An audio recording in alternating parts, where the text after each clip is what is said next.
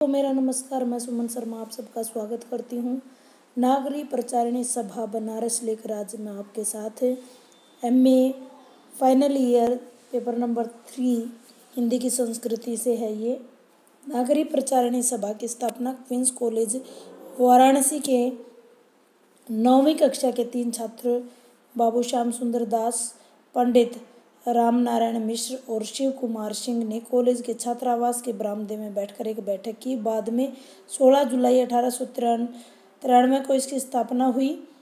इन्हीं महानुभाव ने यह निर्धारित किया और आधुनिक हिंदी के जनक भारतेंदु के फुफेरे भाई बाबू राम कृष्ण दास इसके पहले अध्यक्ष हुए। जैसा कि आप सब जानते हो कि हिंदी के लिए सबसे अग्रणीय संस्था ये मानी जाती है। काशी के सप्त सागर मोहल्ले के गुड़साल में इसकी बैठक हुई और बाद में इस संस्था का स्वतंत्र भवन बना। जय हिंदी जय नागरी जैसी उद्घोषणा करते हुए 16 जुलाई 1843 को नागरी प्रचारिणी सभा तब से लेकर आज तक संपूर्ण भारत में अखिल विश्व में हिंदी के प्रचार प्रसार में कार्य कर रही है। आज हिंदी की विजय पताका सर्वत्र फैल रही है, तो जिसमें अहम योगदान है नागरी प्रचारिणी सभा का। नागरी प्रचारिणी सभा के उद्देश्य क्या थे,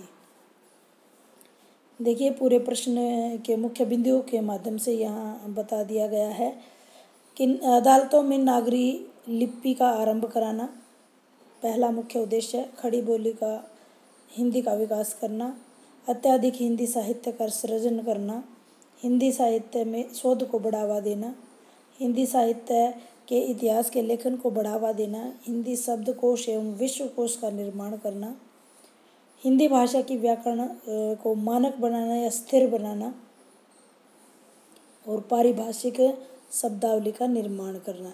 ये मुख्य उद्देश्य रहे हैं नागरी प्रचारिणी सभा के। इसके कार्य हैं, जैसे आप ये जो ऊपर मैंने उद्देश्य बता दिए इसी से संबंधित कार्य हैं।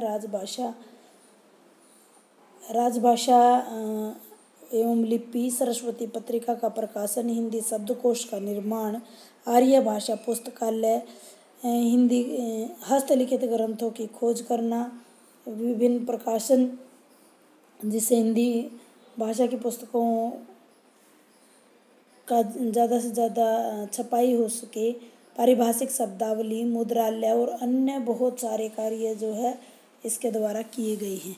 राजभाषा व लिपि, इसी को आगे डिस्क्राइब करते चलेंगे। सभा की स्थापना के समय उत्तर प्रदेश में न्यायालयों में अंग्रेजी और उर्दू ही प्रचलित थी। सभा के प्रयत्न से इसमें महामना मदन मोहन मालवीय का विशेष योगदान रहा है। सन 1900 में उत्तर प्रदेश में नागरी के प्रयोग की आज्ञा मिली और सरकारी कर्मचारियों के लिए हिंदी और उर्दू दोनों भाषाओं को जानना अनिवार्य कर दिया गया और सबसे पहले अदालतों और सरकारी दफ्तरों में नागरी भाषा यानी देवनागरी लिपि को और हिंदी भाषा को लागू किया गया। सन 1896 में ब्रिटिश गवर्नमेंट ने सरकारी दफ्तरों और अदालतों में फारसी अक्षरों की जगह रोमन लिपि लिखने के लिए आदेश निकाला और नागरी प्रचारिणी सभा ने अदालत में रोमन लिपि के विरोध में आंदोलन करना शुरू कर दिया और सन 1895 में एंटोनी मैकडोनल पश्चिमोत्तर थे और अवध के लेफ्टिनेंट गवर्नर अभिनंदन पत्र देना चाहती थी। मदर ऑफ रेवेन्यू ने 30 मई 1837 को एक आज्ञा पत्र जारी किया जिसमें सरकारी कामकाज में देश भाषा का प्रयोग करने के आदेश दिए गए। राजा घनश्याम सिंह मुरसान अलीगढ़ 2 मार्च 1898 को पंडित मदन मोहन मालवीय के नेतृत्व में 17 व्यक्तियों का एक प्रतिनिधि मंडल अवध और लेफ्टिनेंट को एक पत्र सौंपा और जिसके कारण ये अदालती भाषा बन गई।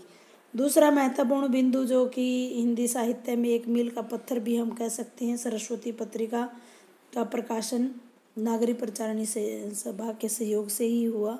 हिंदी की प्रसिद्ध पत्रिका काशी नागरी प्रचारणी सभा की देन है। सन 1899 में इंडियन प्रेस के मालिक बाबू चिंतामणि घोष ने बाबू श्याम सुंदर दास को सभा की ओर एक मासिक पत्रिका निकालने का प्रस्ताव रखा। इसकी समस्याओं के समाधान के लिए एक समिति बुलाई गई।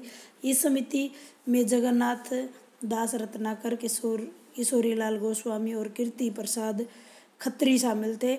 नेट की दृष्टि से वेरी वेरी इंपॉर्टेंट क्वेश्चन है, तीनों के नाम आप याद रख लेना, जगन्नाथ, रत्नाकर, किशोरीलाल गोस्वामी और कीर्ति प्रसाद खत्री।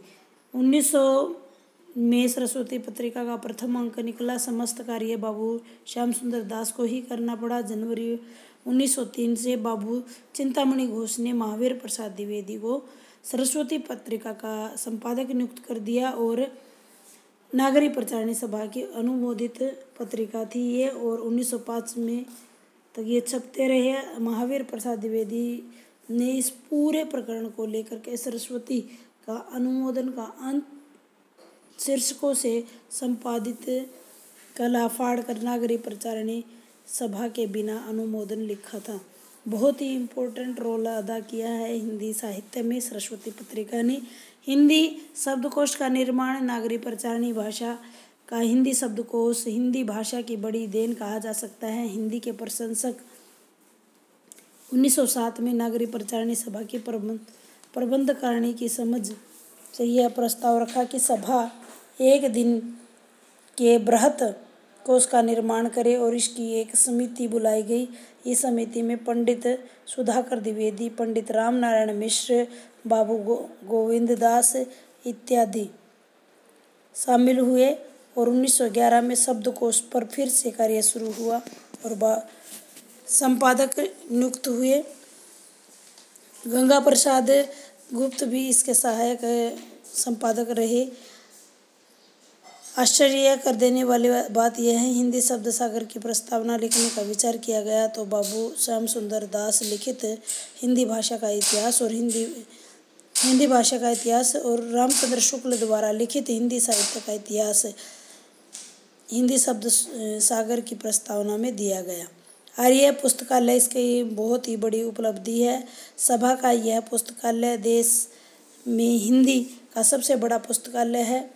ठाकुर गदाधर सिंह ने अपना पुस्तकालय सभा के द्वारा प्रदान किया गया। उसी की इनकी स्थापना में सन 1896 में हुई और विशेषतः अंतिम तथा 20वीं शताब्दी में आरंभिक वर्षों में हिंदी की जो महत्वपूर्ण ग्रंथ पत्र पत्रिकाएं छपी उनके संग्रहालय पुस्तकालय में बेजोड़ थे।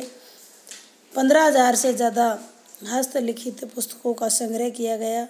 महावीर प्रसाद द्विवेदी और जगन्नाथ दास का अहम योगदान इन पुस्तकालयों में रहा। हस्तलिखित ग्रंथों की खोज। हस्तलिखित ग्रंथों की खोज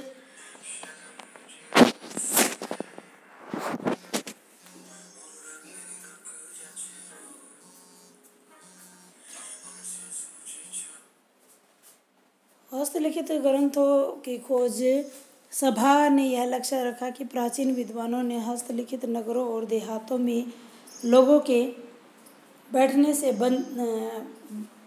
जो लिखी हुई चीज़ें हैं वो नष्ट ना हो जाए। उन्होंने अपने खोजकर्ताओं को गली गली, गांव गांव, नगर नगर भेजा और हस्तलिखित पुस्तकों का संग्रह करवाया और जिसमें दिल्ली, राजस्थान, मध्य प्रदेश में जोर शोर से कार्य हुआ और इसका संग्रह आज हमें नागरी प्रचारणी सभा के पुस्तकालयों में देखने को मिलता है। प्रकाशन जो उत्तरोत्तर ग्रंथ थे और पत्र पत्रिकाओं का प्रकाशन सभा के मूलभूत उद्देश्य रहा है। अब तक सभा द्वारा भिन्न भिन्न विषयों के लगभग 500 से ज़्यादा ग्रंथ आ चुके हैं। त्रैमासिक नागरी प्रचारणी पत्रिका सभा का मुख्य पत्र और हिंदी की सुप्रसिद्ध शोध पत्रिका ये रही। भारतीय इतिहास, संस्कृति और साहित्य विषयक शोध सामग्री इसमें छपती है। अगला पॉइंट है पारिभाषिक शब्दावली। 8 वर्षों के परिश्रम के बाद काशी नागरी प्रचारणी सभा ने 1898 में पारिभाषिक शब्दावली प्रस्तुत की और पारिभाषिक शब्दावली निर्माण सर्वाधिक सुनियोजित और संस्थागत प्रयास से गुजराती, मराठी, बांग्ला में हुए इसी प्रकार के कार्य, समुचित प्रयोग और उपयोग आज भी इस प्रकार यह चल रहा है। मुद्रालय सन 1913 में सभा अपना प्रकाशन कार्य समुचित रूप से चलाते रहने के उद्देश्य से अपना मुद्रालय भी चला रही है। पुरस्कार, पदक, विभिन्न विषयों में उत्तम या सर्वोत्तम ग्रंथों की संख्या यहाँ से प्रकाशित होती रहती है। कई तरह के पुरस्कार स्वर्ण रजक ग्रंथकर्ताओं को दिए जाते हैं, जिससे हिंदी जगत बहुत ही समृद्ध हो रहा है। अन्य प्रवृत्तियों में आप समानार्थी संस्थाओं के संबंध में उनके स्थापना, हिंदी भाषी क्षेत्रों में हिंदी को पढ़ाने के लिए छात्रवृत्ति देना, हिंदी की आशु लिपिक और टंकन की शिक्षा देना, लोकप्रिय विषयों पर समय समय पर सुबोध व्याख्यानों का आयोजन करवाना, ये सारे कार्य नागरी प्रचारिणी सभा के हैं। नागरी प्रचारिणी सभा का महत्व निश्चय ही हिंदी भाषा एवं साहित्य के निर्माण, विकास तथा अनेकों कालजयी रचनाकारों का उत्साहवर्धन करने में नागरी प्रचारिणी सभा का जो महत्व है वो असंदिग्ध है। आज विश्व मनीषा के रूप में हिंदी का ये यशोगान हो रहा है, उसमें नागरी प्रचारिणी सभा का अप्रतिम योगदान है। बड़ी संख्या में विदेशी विद्वान हिंदी भाषा और साहित्य में रुचि ले रहे हैं, इसमें अहम योगदान नागरी प्रचारिणी सभा का है। उम्मीद करती हूँ नागरी प्रचारिणी सभा से संबंधित जानकारी आपको प्राप्त हुई होगी। धन्यवाद।